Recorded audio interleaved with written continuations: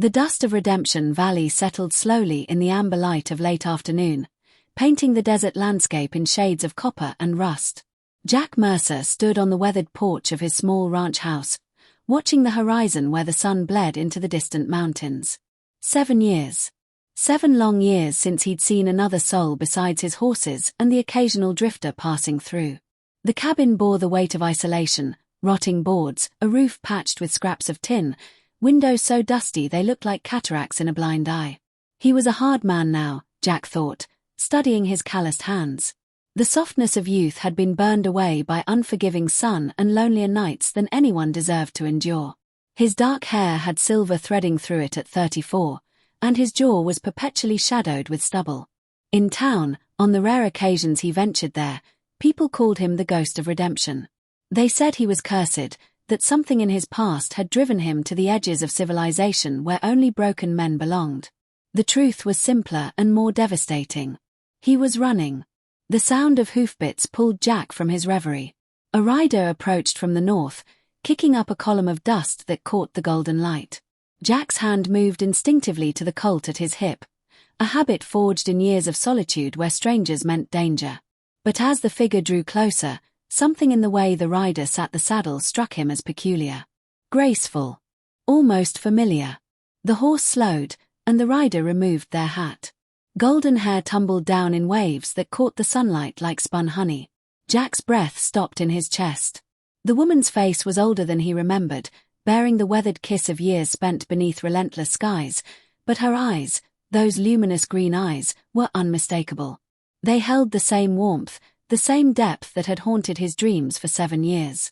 "Sarah," he breathed, the name coming out as barely a whisper.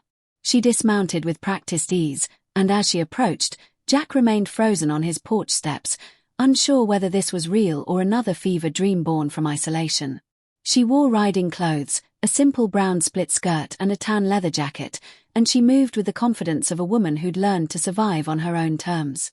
"Hello, Jack," she said, her voice carrying that soft lilt he remembered. It held something new, though, a tremor of uncertainty that made her human again, made her real. "I wasn't sure I'd find you here. I wasn't sure you'd remember me." The question struck him like a bullet. Remember her? How could he ever forget? "You shouldn't have come here," he said, his voice rough with emotion he couldn't quite contain. "It's not safe. There are men." He stopped, gripping the porch rail until his knuckles went white. "Why are you here, Sarah?"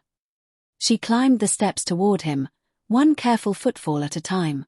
Behind her, the sun was sinking faster now, painting her in golden light that made her almost ethereal. "Because I needed to know," she said. "Because I've spent 7 years building a life in San Francisco, making myself into someone respectable, someone successful. I own a shipping company now. I have money, a house, people who respect me." Her voice trembled slightly. "But every single day, I wondered what happened to the man I left in Redemption Valley. I wondered if he hated me. If he'd moved on. If he'd forgotten." Jack finally moved, descending the steps until he was face to face with her.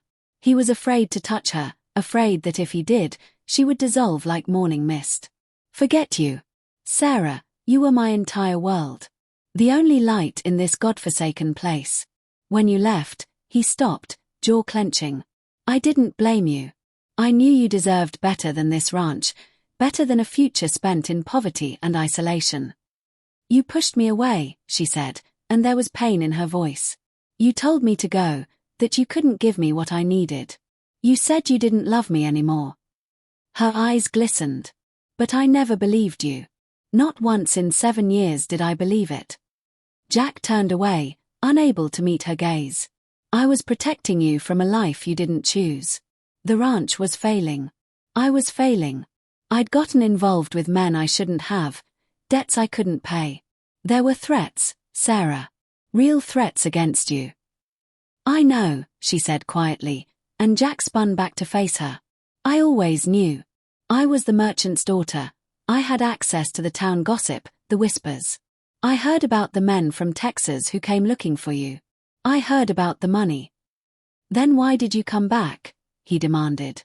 "If you built a life away from here, if you found safety and success, Why would you risk it by coming to find me?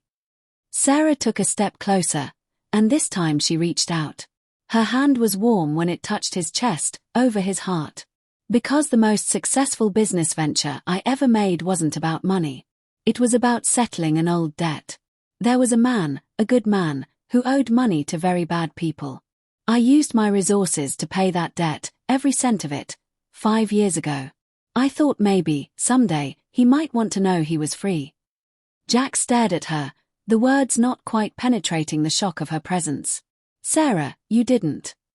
I did, she interrupted. It took me 2 years to trace everyone he owed. It cost more than I like to admit. But the men who threatened you are no longer in the business of collecting debts.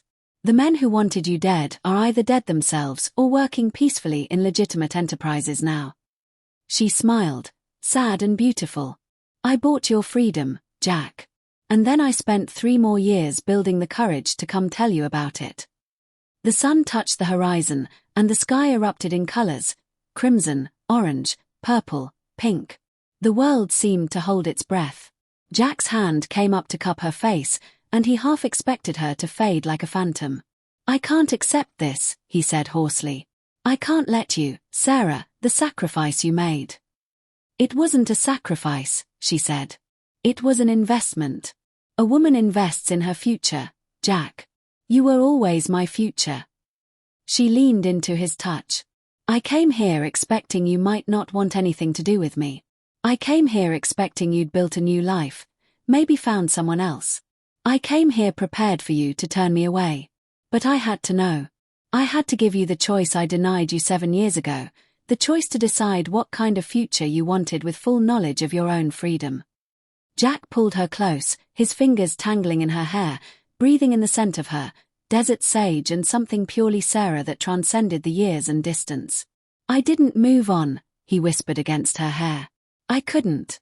Every day was torture, knowing I'd sent away the only person I'd ever loved, knowing I'd done it to protect her and hating myself for it every second.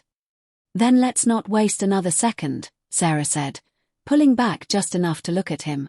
Let's not spend another night apart wondering what might have been. I'm offering you a choice, Jack Mercer. Come with me back to San Francisco. Help me run the shipping company. You're smarter than you've ever given yourself credit for. Or if you want, stay here. I'll stay with you. We can rebuild this ranch. We can build a life together, finally, without ghosts and without running. Jack kissed her before she could say another word, pouring 7 years of longing and despair and desperate love into it. She responded instantly, her hands gripping his shoulders, her lips soft and yielding and everything he remembered. When they finally broke apart, both were trembling. There's another option, he said, his voice rough. We could do both. The ranch in the season when the shipping business runs slow. The city when the land needs nothing. A life that's ours, not dictated by circumstance or fear. Sarah smiled, and it was like watching the sun rise after an endless night. I like that option very much. They stood together as the last light drained from the sky, turning the world indigo and silver. The stars began to emerge, sharp and bright in the thin desert air. Behind them, the old ranch house waited, its walls bearing witness to years of solitude. But now those walls would hold something different, echoes of laughter, the warmth of shared breath, the sacred intimacy of 2 people finally allowed to build something together. I was so angry at you, Sarah admitted, resting her head against his chest. When you pushed me away. I hated you for years. I deserved that, Jack said, his arms around her. I deserve far worse. But then I realized something, she continued, her voice drowsy and content. Hating you was the same as loving you. Both were ways of keeping you alive in my heart.